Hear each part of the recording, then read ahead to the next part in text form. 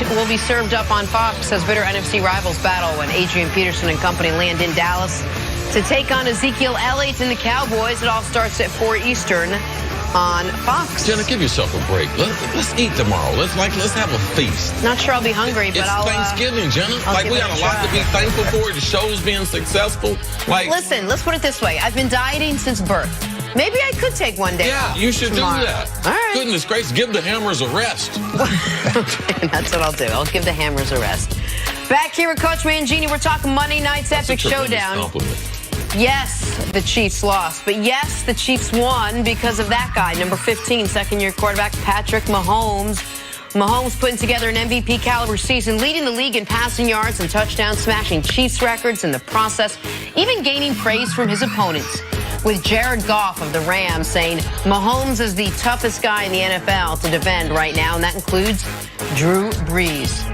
Coach, is Goff right about Mahomes? Not saying he's the best quarterback. He's saying he's one of the toughest to defend. I was trying to figure out whether Goff has ever played defense ever in his life to make that statement in terms of who the toughest guy is to defend and how much background he has on putting together a scheme. Right. And I don't know how much he was watching the game last week. Coach, I love you. I came in this morning and said very similar But you've got so remove who said it, because you've got a lot of experience putting together schemes. So what's your opinion? I think that Drew Brees right now is as tough as anybody to defend.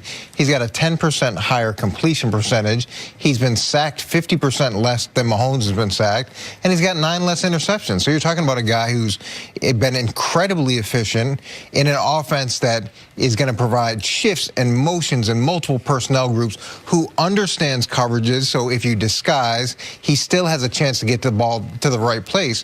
What Mahomes does is electric, and he has the ability to make plays outside the pocket, and he can run. There's a lot of exciting things that he does, but from a full scheme perspective, Drew Brees is as tough as it comes. And look, dealing with Tom Brady, if you're going to put together a cohesive defensive plan and try to fool him and play chess, he's much harder to deal with. In 2018, Brady is not harder to deal with than Patrick Mahomes. And you can't even use the interception numbers in that regard, because Brady, through his first 7 games of the year, turned the ball over every single game. Now, his last 3, he hasn't. And his last 3, as he's been more cautious, he has had 1 total touchdown. Like, the Drew Brees thing, while I disagree with, given the volume that Mahomes is putting up, given the different looks they have as far as personnel-wise, I think the better talent around him, I do think he is harder. But the Brees is hard to argue with because he's having such a historic season. But if Pat Mahomes this year doesn't win the MVP, it'll be the best year any player has ever had at the position without winning the MVP. Dante Culpepper's year is a year I would compare to, because that was Peyton Manning's amazing year. Absolutely. But this year, we're now through 11 games. Pat Mahomes is on pace for 54 touchdown passes. That would be second all-time. 5,300 passing yards. That would be third all-time. A 118 rating. That would be fifth all-time. Like, I understand the Look, I guess I wasn't trying to be a prisoner of the moment. I was trying to look at the whole picture of the quarterbacks and what they presented. And yeah, you can argue the MVP, who's had 2 really big games and lost both of them, you could argue that that's definitely a very compelling argument. Yeah, I was just trying to look at it as more of a global I would say that the road game at the Chargers is a really big game. I think they won that. The road game at the Steelers strikes me as a big game. They won that. The game against Cincinnati, when Cincinnati was at the time 5-2 or 5-3, and they beat them by 35 points, they won that. Like, they have had 2 games that they lost. But this game was supposed to be the game of the year. And all they did was put up 51 points. I know, and then there was a 2-minute drive. Well, no, there were 2 2-minute drives at the end of the game that he threw.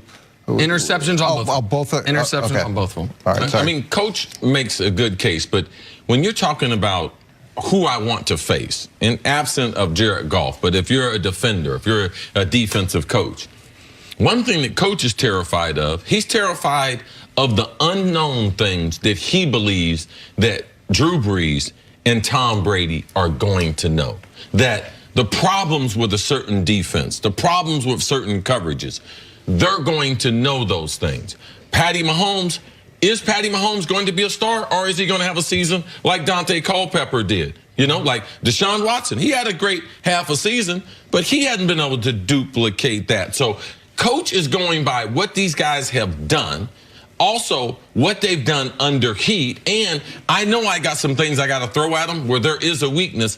I know they're going to know that, because in talking to Drew Brees, I'm like, Drew, how the heck can you get more accurate as you get older? He said, Chris, I know every weakness in the coverage. I know every pattern in our passing tree that we're going to do, where I need to go to the hot, how to get rid of the football so I don't get into trouble. And those types of little small details, you're not going to know that when you have not played. So the totality of formation, speed, and what Kansas City gives me compared to what Drew Brees and Sean Payton, I can understand why you make a case for both of them. But you also have to understand, in playoff football, these great quarterbacks, understanding where the weaknesses, that kind of intel is more valuable than just pure talent. And by the way, these guys with this information, they're also very, very talented. And it's not a knock on Mahomes. He just hasn't, in order to get experience, you have to go through it. No, of course, right. Which every quarter, Tom Brady, we criticized him after 3 Super Bowls.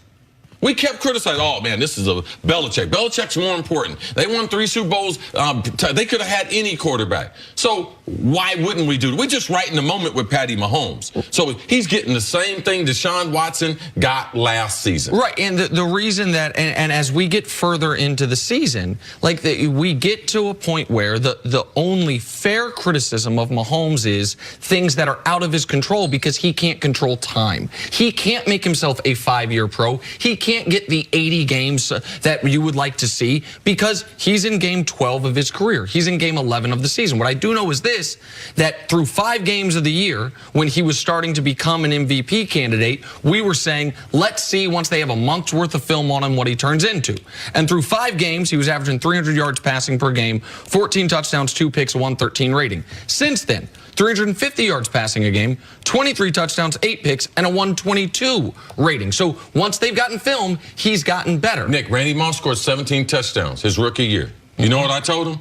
I need to be able to see if you can do it over the long run. I need to see if you can do it 2 years in a row. It's all a part of professional football and us evaluating. But we have had Dante Culpepper. We have had guys have amazing seasons, but not go on to amazing careers. So it's not as if we have not seen this before. Well, never quite to this level. Not quite to this level. We've never seen a guy have this type of season and not go on to a great career. That hasn't happened. And Dante was, it wasn't his first year, and he suffered a traumatic knee injury. Yeah, so Dante had 2 years. Absolutely, but for him, it was. I feel it was a traumatic knee. Yeah, but it doesn't happen to his arm. Absolutely.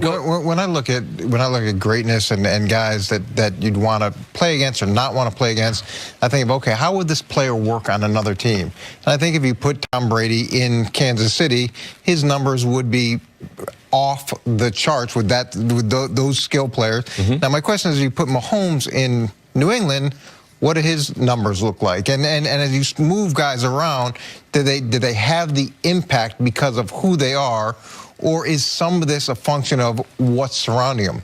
He's got a ton of supporting cast there that really helps him be successful. And he obviously helps the supporting cast, which are also, aside from Travis Kelce, mostly young players, mostly guys that are also as far. I mean, you got Kareem Hunt. Kareem Hunt is the same draft class as Patrick Mahomes. Tyreek Hill is 1 year old. It doesn't matter I'm not saying how old they are. They're very, very talented players. Okay, right. And so it's just very interesting to me. Like a running back and a wide receiver, we know, despite a lack of experience, they are talented, really good players, which I agree with. With a quarterback, it could be a fluke. We need to see more of it. Like, we're not saying he's a fluke, Nick. We're going to do this with everyone. We did the same thing with Deshaun Watson. If there's someone coming out next year, the kid from Oregon, Greer from West Virginia, man, if my man comes out from Ohio State, this is what we do. This is how you analyze pro football, and we're not going to throw him into the Hall of Fame. But you know the reason why?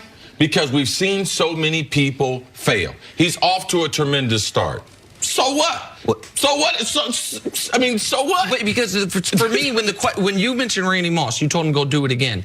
At week 12 of that year, I think you were confident that at least that season he's going to continue this. No, I didn't know he was going to be one of the all-time. No, I'm just talking like about that year. I didn't know because I'm not. People keep saying putting him in the Hall of Fame. No one's doing that. Well, the question is for this year right now. And what I do know is that if a quarterback comes out, if it's the kid from Oregon, whomever, and he throws 50 touchdowns his first year as a starter, I will also sit here on the set and say that guy's a star. But that's what you should be doing. Coach Mangini and I, we've been in the league too long. We should be doing exactly